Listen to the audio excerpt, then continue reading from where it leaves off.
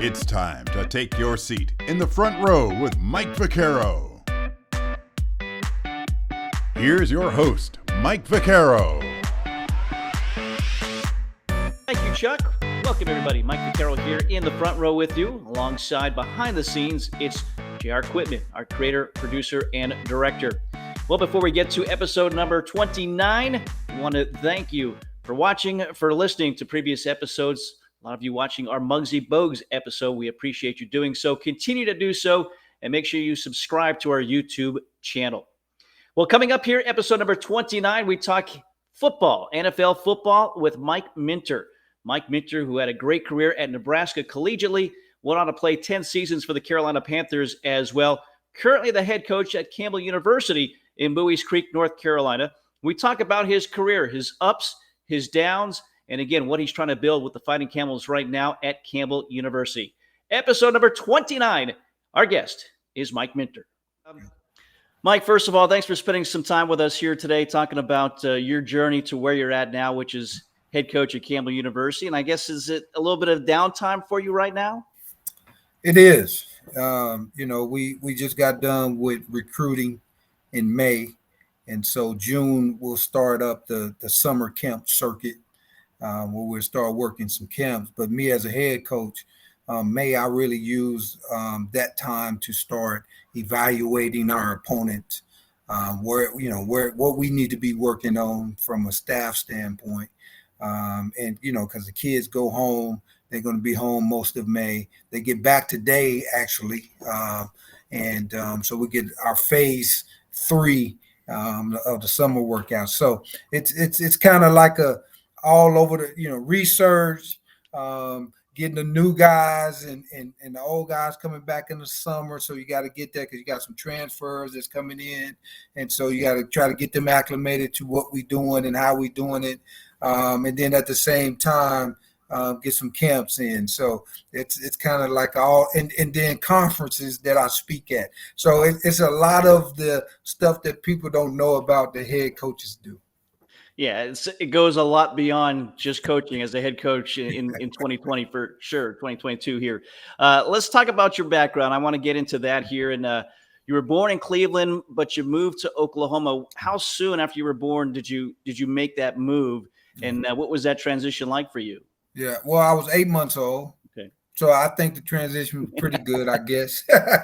Well, my mom is from Oklahoma. So, that was home for her. My dad passed away when I was 8 months old, which is why we moved back home to Oklahoma. So, that's all I know. I don't know anything else. I just know Oklahoma and in Lawton, and being a military town, kind of very similar to Fayetteville. So I know exactly what Fayetteville was like. So when I first went to Fayetteville and I was doing a camp on base, I was like, man, this looks like home, right? So everything, the layout, everything is the exact same way. Well, again, without that father presence and growing up and playing sports, who was that person that you leaned on? Who helped you through that time? Yeah. So I had some uncles that was very instrumental in sports. They love sports. They always watched it, and I was right there with them, watching it and loving it. I remember, when Ali fought Leon Spinks and beat him, that was like 78, 79. So I'm 4 or 5 years old and remember every part of it, I was a Dallas Cowboys fan. So I remember the early battles, I should say the late battles with the Pittsburgh Steelers in the late 70s and those games. And so I was always enamored about sports. And so my uncles helped me, do that. And then I was blessed with great coaches. I had a great coach in Little League. He coached me from the 3rd grade to the 6th grade. And, this is when we had junior high back in that time. You remember that time, right? Yeah. Oh, yeah. So then in junior high, I had a great coach, a legendary coach at that level. And then in high school, I had another legendary coach. In high school, And then, of course, when I get to Nebraska, I got Tom Osborne. And then when I get to the league, I had two of them. I had Dom Capers, and then I had John Fox. Great coaches. And so I've never not had that in my life. And so I think that was a big piece of what helped shape me to who I am today. Obviously, football is where you ended up, but were you playing other sports growing up as well? Yeah, I was basketball, right? So football and basketball. I went out for baseball, and I was out there for about a day, and I saw a kid get hit with the ball, and I was like, no, I'm not with that. They said, man, you play football. I said, I know that hit coming. I don't know that ball gonna hit me though, and that right there is the trigger point for me. And so I didn't like it because of that. And then I went out for track, and because I was fast, and so they wanted me to run track, and all they did was run all day. I said, well, I'm not interested in that either. So I quit track, I quit baseball, and just stuck with football and basketball my whole time. Well, you did some running in football, though. Free safety, obviously, but you were a running back as well in high school, almost 1,600 yards in 1991. Was your mind on offense moving forward? No, you know what? It wasn't. I'm a practical man, and I look at things for what it is. And I said, well, running back is very difficult to get to the National Football League because it's just one of them. I said, if I go to DB, well, I got 4 chances to get on the field. So I'm gonna go to defensive back, and that's how I got to playing defensive back. Well, it certainly worked out for you. As you mentioned, you're also a standout in basketball. You averaged 22 points or 21 points a game in high school your senior season. Were you getting looked at from a basketball standpoint as well? No, I was just a competitor, man. So I'm gonna be faster than you. I'm gonna be stronger because I play football. I know how to get physical with the bigger guys and box them out and get rebounds and put up points. I'm gonna get the defensive steals and get layups and those type of things, man. So I was just a competitor. I just loved playing. My younger brother loved basketball. That was his thing. He went to college for that. And so I wanted to play with him. So that was the other reason, right? Because I knew he wasn't coming to the football field. So I said I'm going to come play basketball. And so, the points and what I averaged was really just the competitive nature in me. I really wasn't, that hooper like that, right? I just knew how to score points, man. And I'm getting to the free throw line. I used to average, 10 free throws a game, man, because they're going to foul me. I'm strong enough to take it and put it up. And so, it was fun. And it was just, we was really good too, man. I mean, boy, it was fun playing with my best friend and my younger brother, because they was basketball people, and man, that was just, I loved every moment of playing basketball. You mentioned your younger brother. Without a father in your life, your siblings, how important were they in your growth as a not just an athlete, but as a person as well? Well, I think we learned a lot together, right? Because my mom had to work hard, man. She going to try to provide for 4 kids, and our 2 older sisters were, there to kind of guide us when mama wasn't at home. But me and my brother, we had each other, and we learned a lot through life with each other. So it's very important having a sibling in the house you can relate to, you can talk to, you can tell your fears to, right? And they got your back 100. And so we learned a lot through life together. He was a knucklehead, so I learned a lot of things, right? Me being the older brother, I'm like, boy, you can't do that. I had to grow up the fastest, right? So he made all the mistakes, and I learned from him, and saying, boy, we can't make those type of decisions. And so I was more the big brother dad role as I was growing up with my brother. Yeah. Well, certainly maybe set you on your path as a head coach and a dad now as well yourself. We'll talk about that later on. But again, such a great career, a lot in high school in Oklahoma. Then it's time to get recruited Tell us about the recruitment process. Obviously, you go to Nebraska to play for Tom Osborne. Well, what was that process like? Yeah. It was easy for me. In the third grade, I decided I'm going to Nebraska. So I was watching them on TV. They playing in a championship game in the Orange Bowl against Miami in '84 Orange Bowl, but '83 season. And man, I said I'm going to that school. And I became a Nebraska fan, right? Living in Oklahoma, fighting every Saturday after Thanksgiving. I guess I should say Friday after Thanksgiving is when we used to play them. And so, man, I was just excited about them. And so when Coach Osborne called, I said, Coach, I'm there. I didn't take any visits. I had one school on my mind, and that was it. And when they said they wanted me, I'm going. So the recruiting process was very simple. Everybody who called, I told them I was up front. Social media wasn't there during that time, right? So I was up front, and I'm going to Nebraska. And they like, well, son, can you please give us a chance to show you what we have? I said, it doesn't matter. I'm going to Nebraska, and that's just the end of it. So Oklahoma State, staying in state was never an option for you in your mind. Oh, man, look, they had everybody and their mom come to me from elementary connection all the way up to high school connection, talking to me about staying at home and going to Oklahoma. And man, so it was never an option. They said, you know what, we respect you because you to be that young and committed to something is things we haven't seen before. And so we respect that.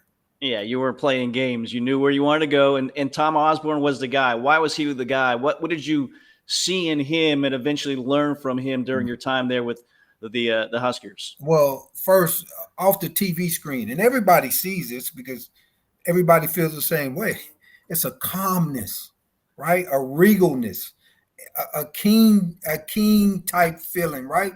And that's what I connect to. I don't connect to anything else. So when I see people who carry themselves that way, I'm going to connect to it. I'm going to gravitate to it. This is why Muhammad Ali was my favorite boxer. This is why Magic Johnson was my favorite basketball, and the Lakers and the Dallas Cowboys, early on in the 80s with Tom Landry. I'm connected to greatness and people who carry themselves with a humility. And that's what Coach Osborne did when I watched him coach his football team, and they played with a toughness and a togetherness. Well, you don't have that unless the coach is that person, right? The teams reflect who the coach is, and that's what he had. And when I met him, did disappoint. He was exactly what I've been watching for the last 10 years on TV, right? He was that guy.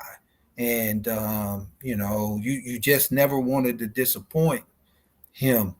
And you wanted to learn. So when he spoke, which he speaks quiet, he's not an energetic guy as you see me. I'm kind of like more of a defensive, energetic guy. He was just to the point. Hey, look, this is what's going to happen in this game. And he was never wrong. He would tell us what was going to happen, when it was going to happen, and just believe it. And you would see it play out over and over and over. And so you start believing you could walk on water at that time, right? And so that's what Coach Osborne was. He was just a true man, a true leader. He loved us. He loved all us different, but he loved us, and we knew that. He was authentic. I think in leadership, you have to be that. So he built trust right away with us. And then he held us accountable. All right, this is our standard. This is how the Huskers do it. Hold up to that standard, and that just went a long ways with me. So every team meeting and he was talking, man, I was like, you had some dudes talking and, man, shut up. Coach is talking right now. Yeah. Right. So, this is the type of stuff, man, that I never took for granted, knowing that I was in the room with greatness. Yeah, you could tell just the way you talk about him and how much you revere him. I'm sure he's had a great influence on you, not just your playing career, but your coaching career as well. I see Muhammad Ali back there as well, as you said, an influence. You love some of the greatest, and he certainly was one of the greatest of all time, as he let you know that as well. That's Uh, right. so you go to Nebraska, redshirt your first year. So, you have all this accolades, this great high school career, and then you're redshirted. What was that transition like for you to sit and watch and not be part of the action at the time? It was tough at first, right? At first, and then I'm like, man, I want to go back home, man. Like this is not it. I want to play. But again, talking with Coach Osborne, let me know, the process. It's a process, Mike. Go through the process. We getting you somewhere. We got to get your body right. We got to get you stronger. And once he set me down and told me the process, I was okay with it. I got over myself and began to embrace the process. So practice became game for me. Every practice, because we practice hard. We in full pads. We going at it. I'm on scout team, but no receiver wanted to block me, wanted me over there. They like, man, get him out. He going too hard. And I was treating it like a game, and I got better every practice. And I think that's the key. You take every workout as if it's the workout to get you to the national championship game. And I just always was that type of person. You give me a process, you give me the experts, I'm going to show up and do the work, right? And that's what I did. I just showed up every day to do the work and, putting days up on days, stacking them up. And I knew spring ball was a chance for me to show everybody who I was as a football player. And I dominated that spring. And from that point on, I was a starter. And you're part of a very unique unit as far as the Blackshirts are concerned, right? It's kind of a badge of honor to be a Blackshirt on that Nebraska defense. What did that mean to you? Well, I remember when I came to my cubby and the black shirt was in there. I didn't expect, right? Like I wasn't expecting it. And so I reach in and I grab it, and I'm the only freshman. get this black shirt. You already know I'm on, cloud nine, man. It was a surreal moment that I was a black shirt, and it meant so much to me because that meant that everybody accepted me and my play and who I was as a freshman, red shirt freshman, but as a young guy and I was able to get a black shirt. I was like, man, nobody could tell me nothing at that point. I was up here, right? And that moment, man, of being inducted into the club, that was my goal. My number one goal was get that black shirt, and I got one as soon as I was eligible. Yeah, as you said, your redshirt freshman year, that was in 1993. 1994, Yeah. you're in the starting lineup. You're having a good season. You play a couple of games, then you tear your ACL. Yeah. Was that your first major injury? And what was that moment like for you and just dealing with that? And again, sitting and unfortunately watching everybody else. It was tough because it was the first time, Mike, in my life that I didn't have football.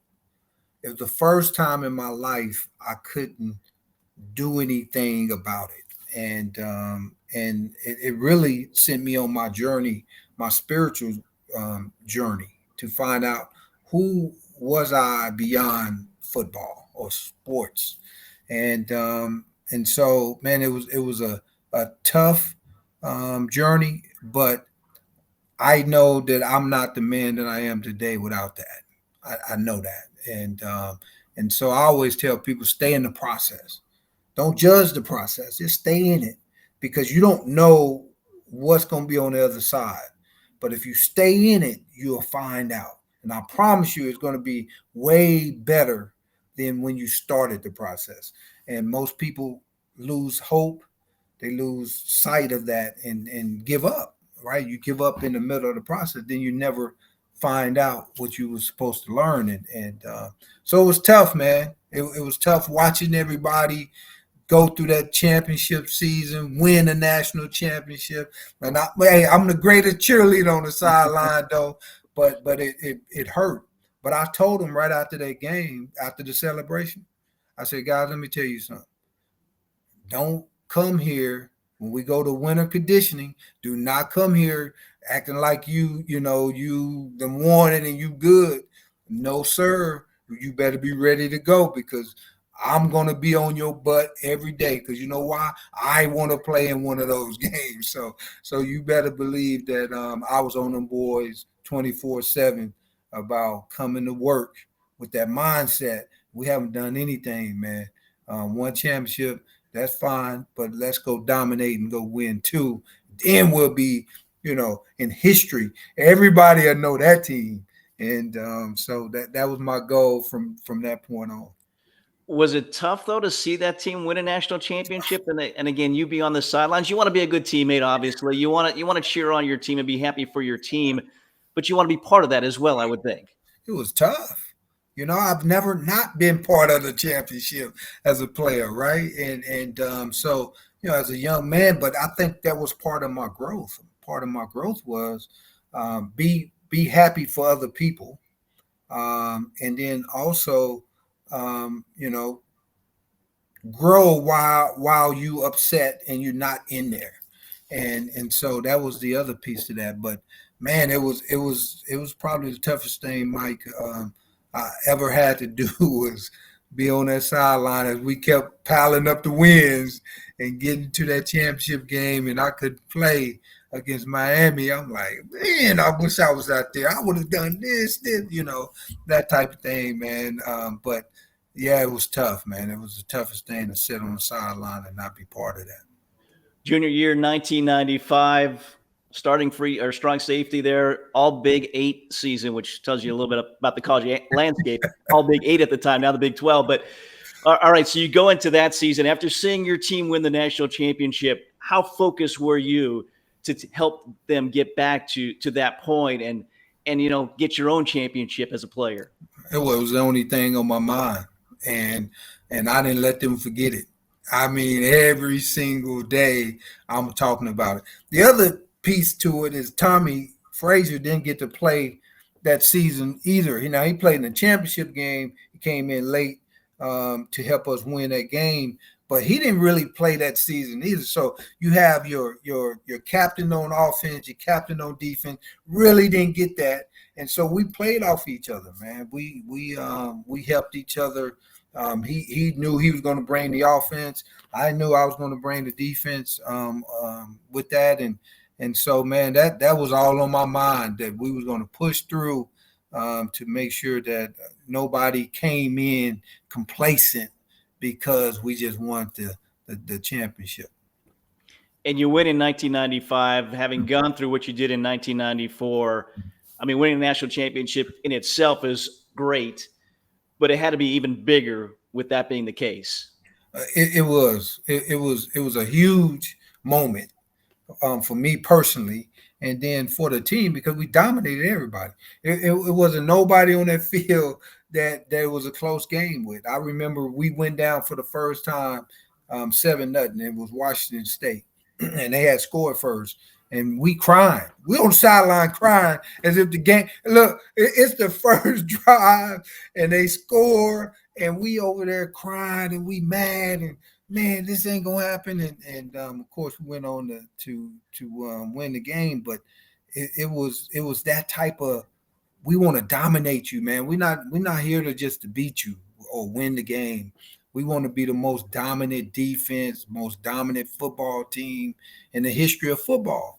That's what we was chasing, and I think that's what motivated us. We weren't even looking at the opponents, and I think that's what the opponent didn't realize. We never saw you. we was looking at history, man, and those are the type of dudes in the huddle. So when you have them type of people around you, it's easy to motivate them. And so, man, I was probably on cloud 9, man, when that happened, and being a big part of that team that went back to back.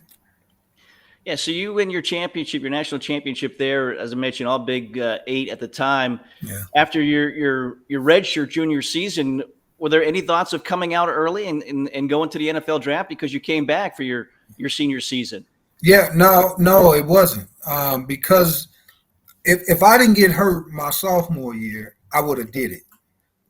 Because I would have had 2 seasons of showing them at a national championship level football team, and so I would have done it. But I think the Most High looked at it and said, I want you to do another pass, so I need you to come back your senior year. And really, the senior year was to show everybody that I was truly healed from my ACL. And so that's what the senior year, and I want to try to do it again. I mean, let's go win 3, okay? And so that was the motivating factor. Let's win 3 in a row. That's never been done. So let's make that happen, and that was the motivation of coming back. Well, you didn't win a third national championship, but you had a great season. All Big 12, first team, 51 tackles, 5 interceptions. And you made the switch last couple of games to linebacker as well. What led to that change, and did you like that change defensively? Yeah. Well, Terrell Farley, which is why I don't have 3 right now, okay?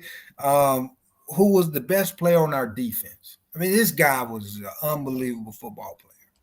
And, if we'd have had him when we played Texas, win a national championship game again against Florida State. And I'd have said, I'd have whooped all of them at that point, So I'd have got Miami, I'd have got Florida and Florida State all in 3 because, them Florida schools was the teams.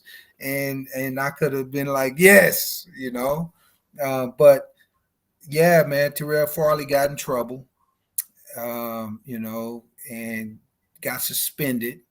And so we needed a will linebacker. Well, we didn't have an option. And so, I told Coach, man, look, I go do that. Will linebacker is nothing but a glorified strong safety type thing in our defense anyway. And they was like, man, you can't hold up in the run. I mean, your little old butt, how you going? That's exactly what the linebacker coach was saying. And Craig Bowl actually was the linebacker coach who went on to win 3 national championships on the FCS level at North Dakota State. He was our linebacker coach. He didn't believe that I could do it, right? So I said, man, just put me in and let me show you. And so I went through practice, and I'm thudding people up in the hole. Boom, and he like, okay, all right, you can do this. Yes, coach, I'll make this happen until we get our man back. And so that's what made me go down to will linebacker. No, I did not like it. It was happening way too fast, right? I'm like, oh, when we played Colorado, was the first game I started in at linebacker. I'm killing them because they didn't know that I was going to be there, right? And I'm eating them up. And then we played Texas the next game in the Big 12 championship game. Well, they knew I was going to be there, and they game planned it. And, man, they was eating my little butt up with them linemen getting up to the second level, trapping me. Bah, bah. I was like, oh, okay. So this is what it's really like to be linebacker. Coach, put me back there. So in the bowl game, when we got to Virginia Tech, I moved my butt back there. I was like, no, Coach, I can't. When we play teams that know I'm down there, that's not good. So I was going to say, did that help you with the draft coming up? You knew right away you weren't going to be a linebacker at the next level. Oh, yeah.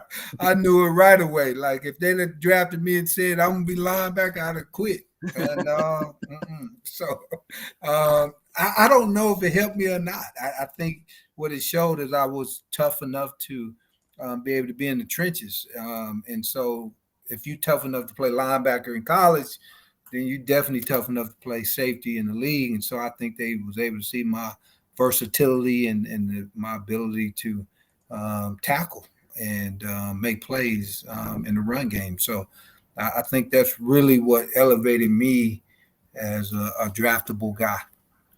So 1997 comes around. You're drafted by the Panthers, 56th overall in the second round. Panthers still kind of a relatively new expansion franchise in the NFL, but what was your thoughts going from Nebraska to Charlotte? Yeah. Well, first of all, let me say this to all my Charlotte Tens or North Carolinians, right? When I got off the plane and I'm headed over to the facilities, I see all these trees. And I'm like amazed of all the trees that North Carolina have. I'm like, oh my God, look at all these trees, man.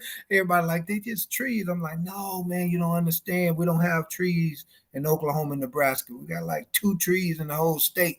This is amazing.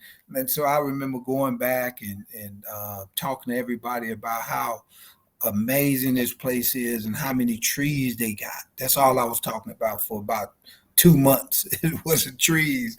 And then, the football team, I'm sitting there and I'm thinking, this is how the story works, right? Like, I won championships at every level. I'm okay. Here we go. They were one game away from the Super Bowl, getting beat by Green Bay in the NFC Championship. I'm like, I'm with the Panthers. All right, yeah, Lord, I see it. And, so I was excited, man.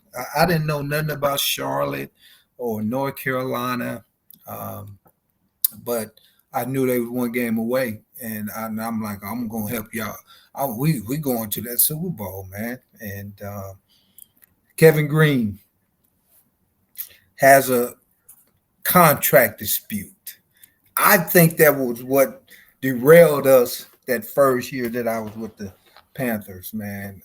Because if he would have been there and we didn't have that problem, I think he would have helped us get back to where we was at. Yeah, a Hall of Fame linebacker, unfortunately passed away a couple of years ago, Kevin Green. Dom Capers, first head coach of the franchise, a defensive-minded coach as well, right? So was that something that helped you in your transition to the NFL? Capers was so meticulous. He was really, really good with details. He understood defense. I've never played in a 3-4, so that was something new.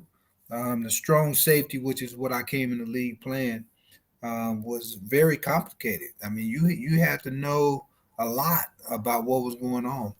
And then I moved to free safety to start because we had Chad Cota at strong safety. And he was really doing good. I was backing him up at first. And then our free safety was struggling, and they moved me to free safety. My speed, I think, had a lot to do with it. My ability to gain ground all over the field had a lot to do with it. And I knew the defense. I knew my assignment. So I was able to play both sides, right? Strong and the free. And so, yeah, man, Dom Capers was a great teacher of the game. And so, when people talk about fire zones, they talk about these. I said, man, I was taught by the man who invented this stuff, man, who took it to another level with Chuck Noll, right? Like, I get it. And with Bill Cowher, I said, man, that's the guy who taught me. So, you guys can't tell me anything about, fire zones, man. I was with the originator. But he was a great teacher, man, and really showed me how to be a professional. We had Sam Mills, on that team, and when KG came back, I was able to be around those type of dudes, man, where I was able to learn. Eric Davis was our corner, another professional who played with the 49ers, won Super Bowls. And so, man, I'm getting all this knowledge and all this wisdom from these guys, man, and I was sucking it up, man. I was around them like, how the little guy goes under the tree with all the old heads and hear all the stories, right? I was right there learning about everything about this game. And, man, they was gracious enough to let the little rook, spend some time with him. Yeah, you mentioned some great names there. We're going to get to Sam Mills in a second here, but 6 games into your rookie season, you become a starter. You never left unless it was an injury. And that happened again for you, in 1998. Yeah. You missed time with a knee injury, a staph infection. Again, having gone through that injury that you did at Nebraska, did that help this time around mentally to deal with that and the absence from the field? Yeah, because, I knew I can get over it, whatever it is. And so what the first injury taught me is that anything in life, again, if you stay in the process, you'll be fine. So that's what I did. Even though that, the doctors told me don't come back and play that season. I remember sitting on the field, we playing the New York Jets, and I wasn't playing. This is in the time that I was out. And so Jerry Richardson came up to me and was like, "Your little butt ain't playing today?" I said, "No, I'm out, sir." And he was like, "Well, your little butt better get back on the field, and hopefully you understand what I mean," right? And I'm looking at him. I'm like, "Yes, sir." I'm back. The last 4 games, I come back, and the doctors told me, "Man, you crazy. You can't play on that knee." I said, "Watch me." And for them last 4 games, man, I was back out there. And what he was telling me is, I'm about to fire this coach, and your butt better get back out there and show this new coach, because you're going to have to, that you can play. And I didn't know that's what he was telling me at the time. I just knew he told me I better get back out there. And I took his advice, and I got back out there. And the new coach come in, and I don't skip a beat with him because of the last 4 games and how I played in the last 4 games. Hey, it went from Dom Capers to George Seifert, who was there from 99 to 2001. And then John Fox comes in. Yeah. So, you go probably from high school to college, no coaching changes. And now, 3 coaches within your tenure. What is that like? Oh, my goodness. First of all, we skip over that little point with Seifert there, right? So that 1-15, man, I haven't lost 15 games combined all the way from little league to freaking college, and I do it in 1 season, and so that was tough. And I remember when Seifert came in, and we thinking, all right, man, he's Super Bowl champ, man, we got a guy, he gonna teach us how to do it. And the thing that you learn with new coaches coming in, you got to perform. It's you're not their guy, so you got to become their guy, and you got to make them love you so you can be part of that. That's what I learned from the first transition. So when Fox came in, I already know this, so it's not a big shock for another guy coming in. I just wanted to win. And whoever was going to be that guy to help us do that, Mike, that's what I didn't care if we changed coaches 15 times to get the right guy. I just want to win. And when Fox came in that first day, I said, we got our guy, man. He is it. Because I was able to see what got Dom, right? Dom was too much into the weeds of the details. And, he had an older team, so the older team could, they didn't need all that. You know what I mean? So they could overlook his detail driven purpose, right? And but KG wasn't there, so it kind of broke up the continuity of the team. And then when he did come back, it's still blood, man, I still feel a certain type of way. So then when he choked Coach Steele, you see all this stuff happening, and you see the dysfunction because of he didn't feel like they loved him the right way during a contract dispute. So then you get to George Seifert. Seifert is a guy that it was already built for him, so he didn't have to build it. He just figured we just knew. Okay, it was like, no, you got to teach us how to be that, And when Fox came in, you knew he was going to teach us. He said, man, I want smart and tough guys. That's it.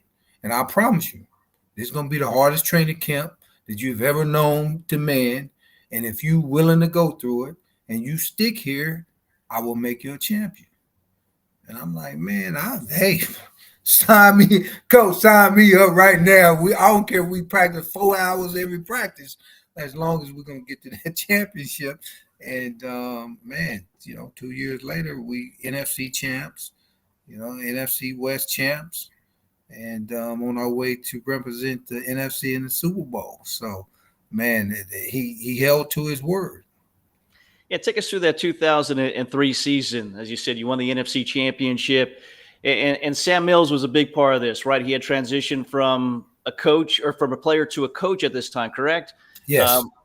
What kind of influence did he have on that defense, that year in particular, and maybe for you and your entire career? Yeah, well, Sam, first of all, me and Sam used to talk about who was the tallest every day.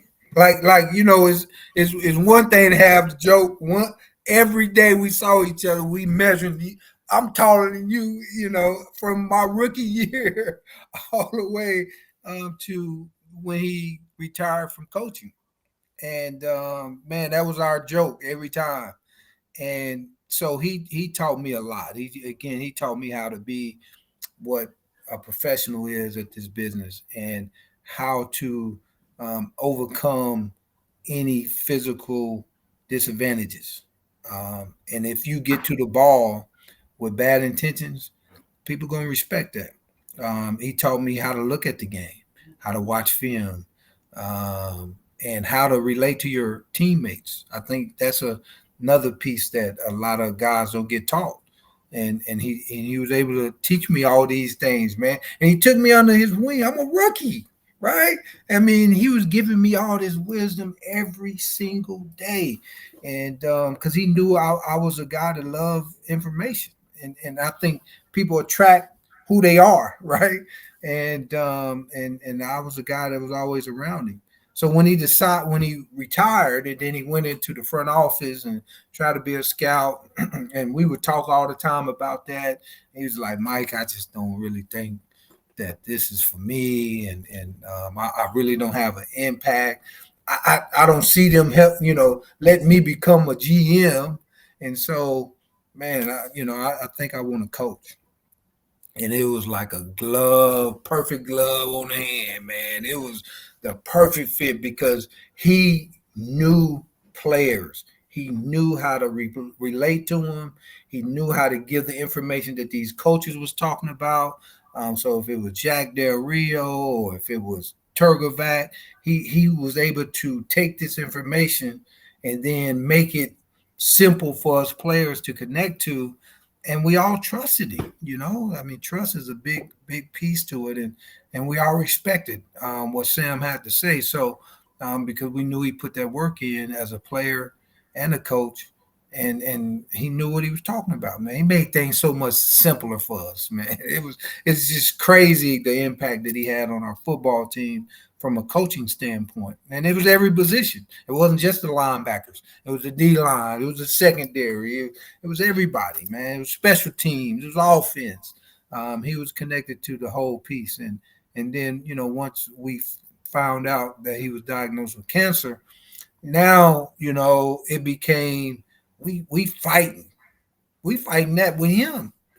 And I think it made us tougher as a group because we wasn't no longer looking at just our opponent. We were looking at, cancer and defeating that, and for Sam and man, that stuff really is real. I think we make movies of it, and then some people believe that this inspirational stuff is not really real, but it is.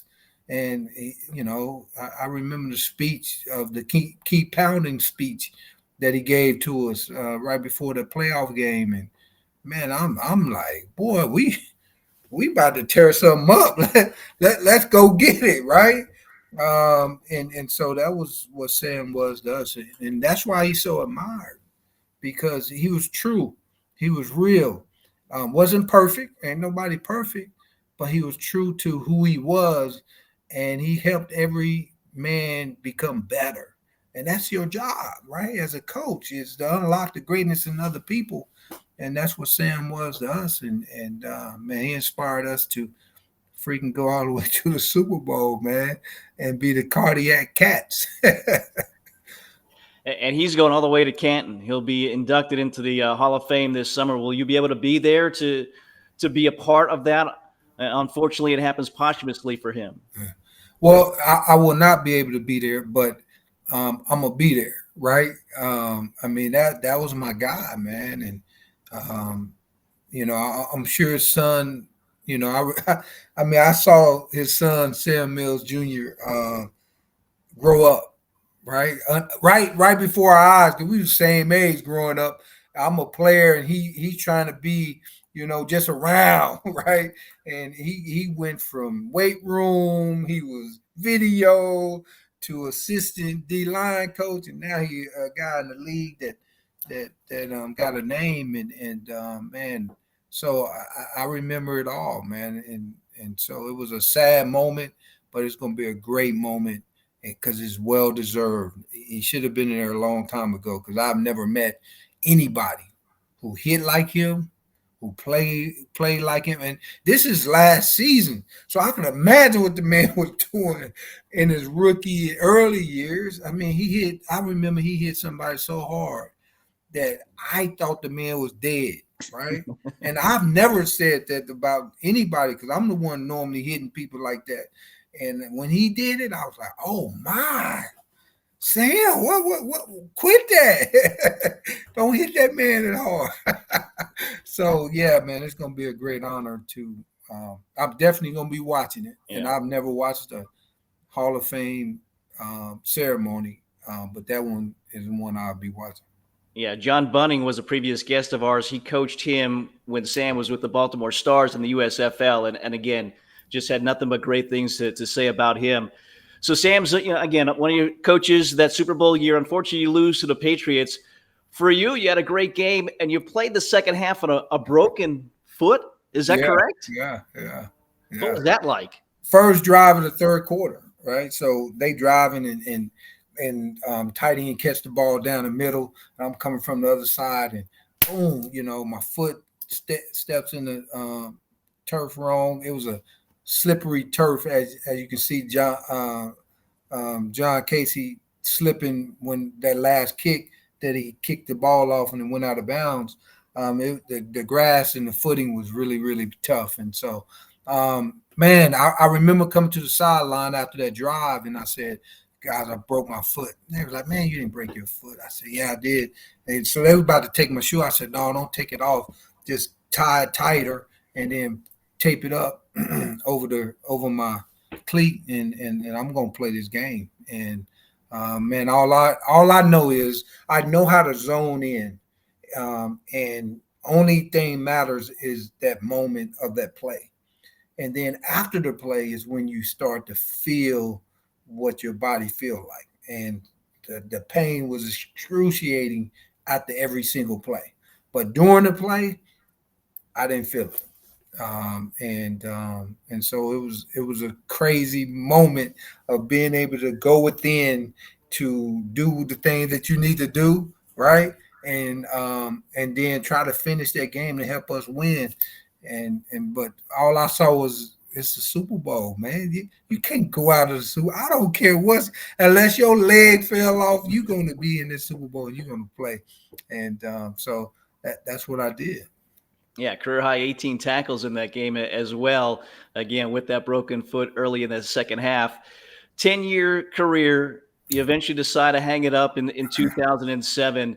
Was that a difficult decision for you? Well, no.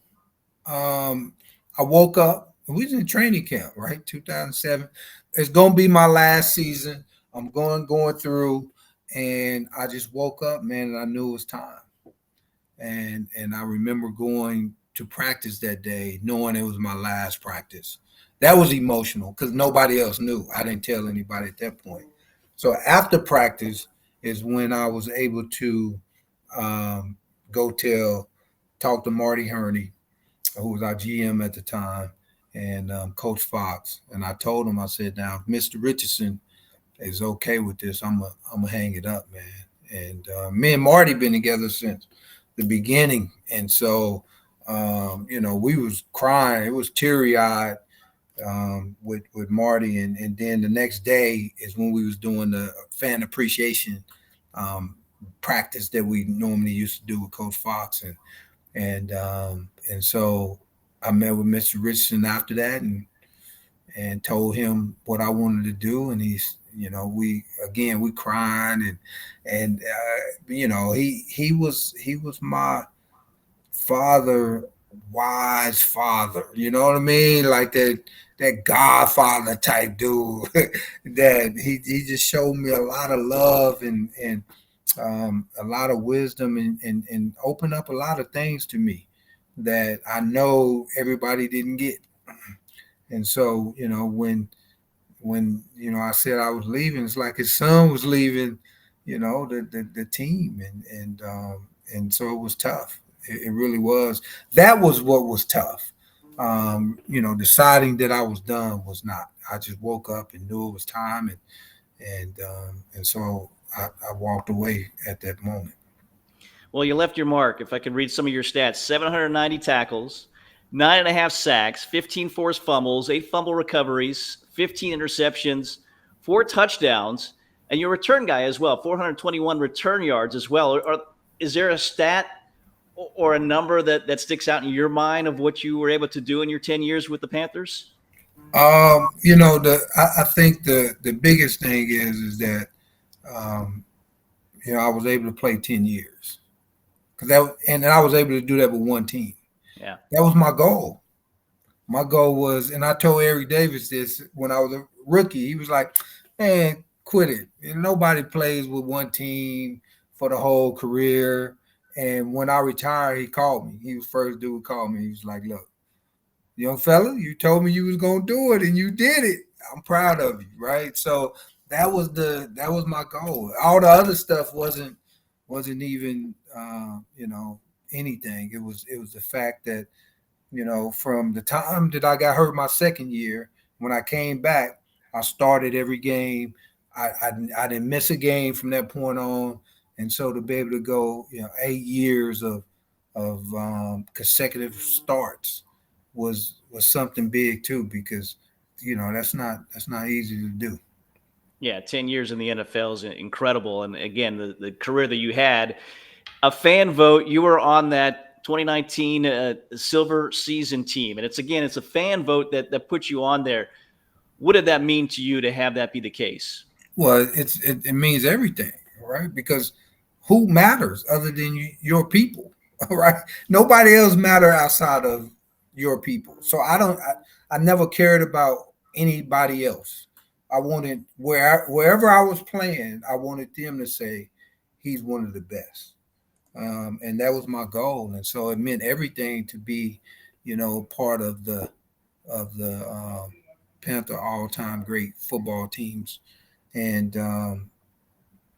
same thing with Nebraska. It's to be voted on theirs, and so that's what matters to me. That's what makes me know that I did what I was supposed to do as a football player. Is when your fans look at you and say, "Oh no, you was one of the great ones," and they remember you today, right? So I go through the airport and oh my God, that's where it's at, man. Outside of us, man, I can care less what they think. So it's great to be able to be honored in that sense.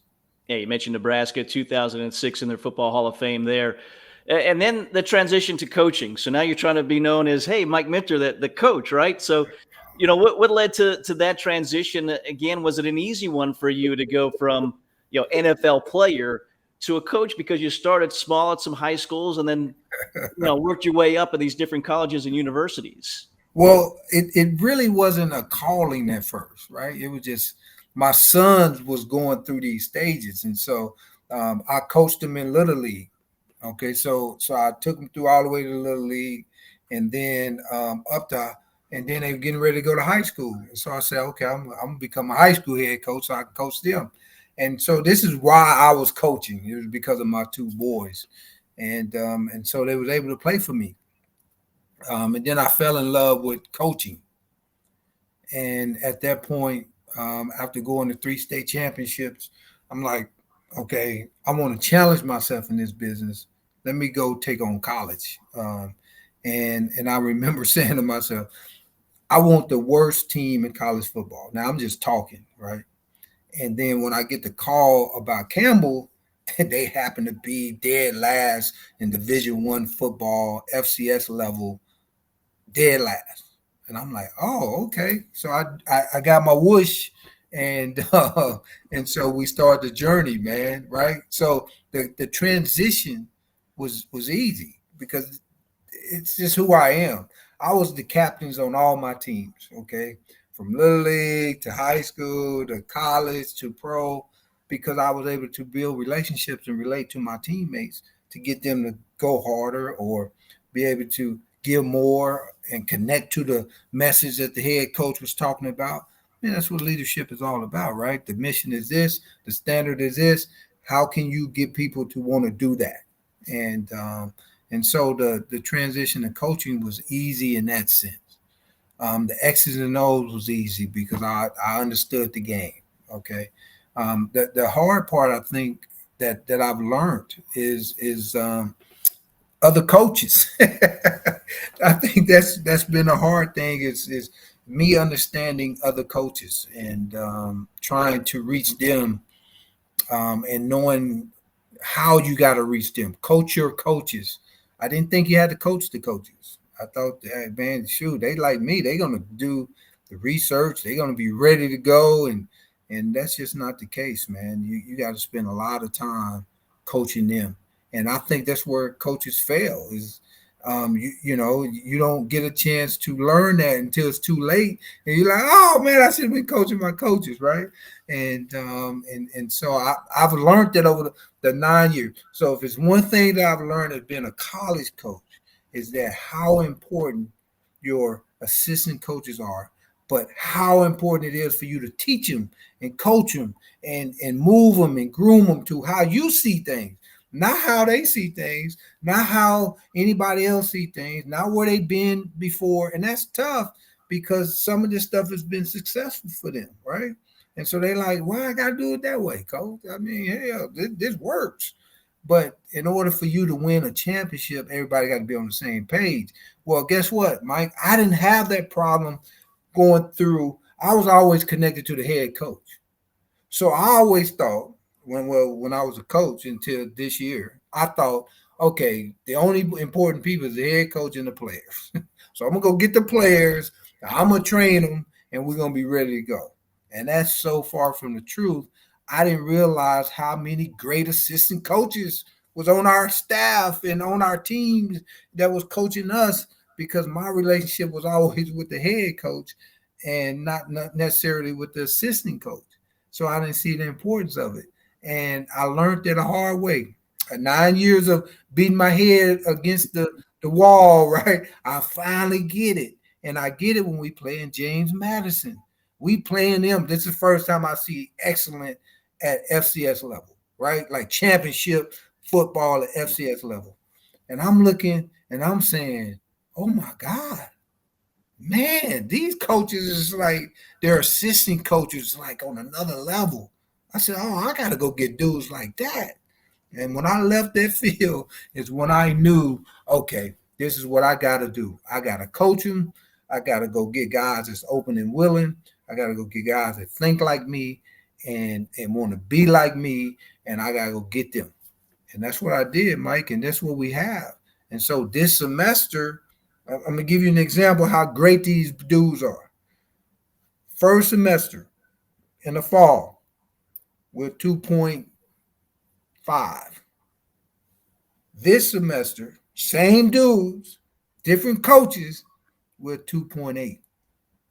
You see? So I'm like, they get it. Then that's how I look at it, man. If you can get them to do homework and that stuff, man, I know you can get them to go play football, right?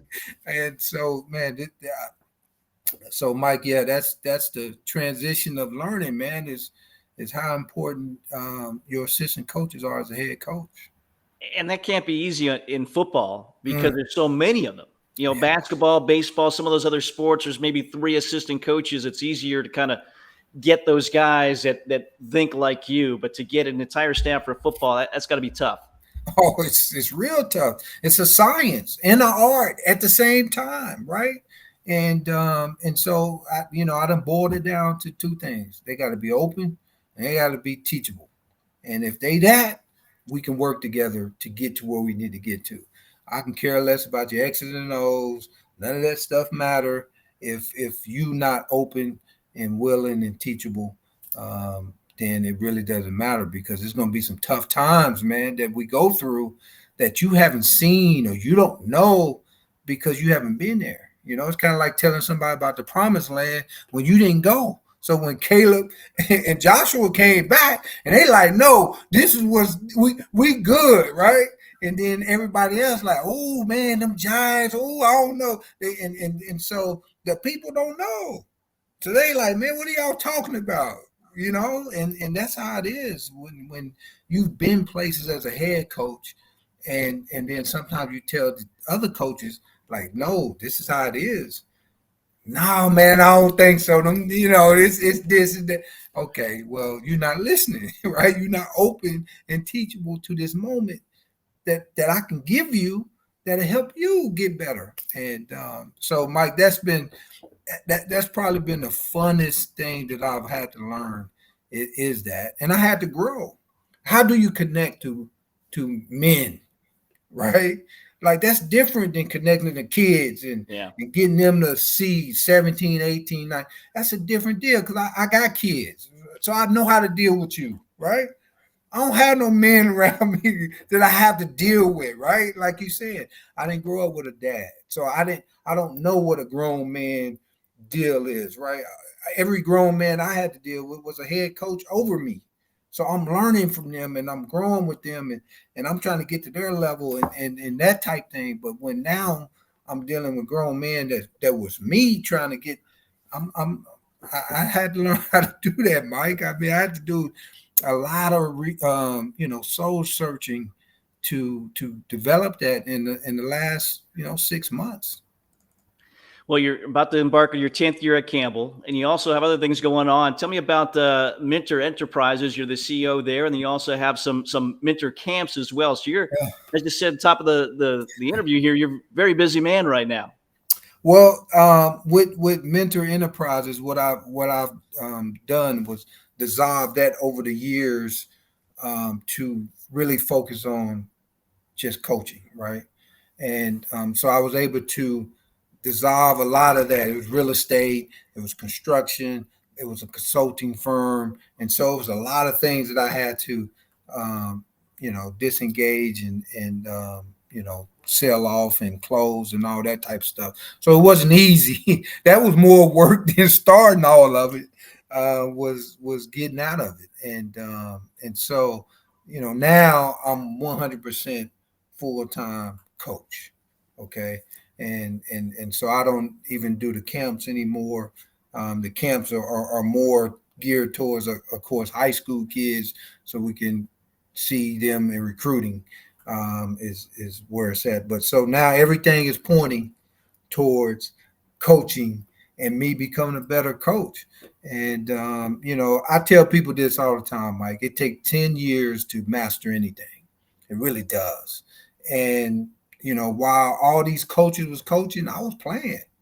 I'm behind, right? I got to catch up. So a lot of people think, hey, man, you can just get done, just come in, and you've been at this level, you should be successful right away, right? And when you building a program from where I built it with no scholarships, and then now, getting into a scholarship and then figuring out how to go get people with your scholarship money and build a roster and all that with money. So it's a different animal. So I done had 2 jobs at the same job. So it's really not 9 years. It was 5 with non-scholarship, and then now 4 with building a scholarship program and trying to get that to a playoff scholarship program. And in your 4th season, you #1 recruiting class in the country. So you say, okay, we starting to move it in the right direction as far as that is concerned. But listen, Mike, nobody cares. Everybody cares about winning. and I only care about winning. So that is the number one thing on our list is, man, we got to win. Well, it sounds like you're on your way with your mentality and certainly with your leadership as well. As people want to follow you as with the Camels this year coming up, are you on social media? How can they connect with you? Well, you know what? I'm on social media, but I don't know what it is, right? Coach Mentor. Hey, at Coach Mentor, I'm sure you'll find me if you do that, right? On all these Instagrams and all these different Twitters and all that stuff, man. So what I will say though is there's no other camel as a mascot in the country. So everybody should remember that. If you just remember camels, then you would now follow me. No matter what it is, that's what's going on. And so watch it, man. We play Dion there on the 22nd of October now. Everybody need to be paying attention to that game because it's the first time, you know, two NFL All-Pro DBs get to go against each other. And, you know, as head coaches in college, man, I don't think that's ever been done. And both of us African-American guys. And so, man, it's going to be fun to you know, to get together. I remember us on the phone trying to make it happen with each other. And he was like, all right, man, don't be coming down here, you know, trying to embarrass me. I said, Dion, not quit it, man. I know what you got, son. Don't try that. Don't try that. Oh, we this poor HBCU team. Nobody. I know what you have, and I respect what you got. And, man, we just trying to come down there to get some exposure, buddy. Yeah, typically head coaches are very cordial leading up to those games. Might there be some trash talking between you two? Well, you know what? I don't know, man. I think it's really depending on how both teams are doing at that moment, right? And then, you know, how much fun can we have joking one another, you know, during that time. And now, if we would have played against each other, I think we would have been able to do that a little bit more, right? He was older than me, and so I was coming in as he was going out. We both played defense. You know, at the time I was in there, you know, he didn't really play offense. You know, at that time he had started to transition strictly to a safety. He wasn't even playing corner at that time, right? So, but I'm sure we're going to say a little bit of something. Well, we're looking forward to that, and I was looking forward to this as a former voice of the Camels. Unfortunately, I was there before football started, but it's always great to reconnect with folks in Bowie's Creek. And again, it sounds like you're doing a great job there, and wish you, the Camels, nothing but the best of luck here as you're about to embark on your 10th season there with the Fighting Camels. Thanks, Mike, man. It's been a blast. Thank you, sir. Well, my thanks to Mike Minter for joining us. Great stories there, great passion that he has. How can you not want to play for that guy? We certainly appreciate those stories he told about Sam Mills as well, being inducted into the Pro Football Hall of Fame this summer. Our thanks to Stan Cole and Jason Williams with Campbell University's Media Relations Department for helping arrange that interview. And our thanks to you for listening and watching here today. Episode 30 comes your way next week. Be sure to subscribe so you don't miss out on that one. Thanks for joining us in the front row with Mike Vaccaro. We'll see you next week. Have a great day.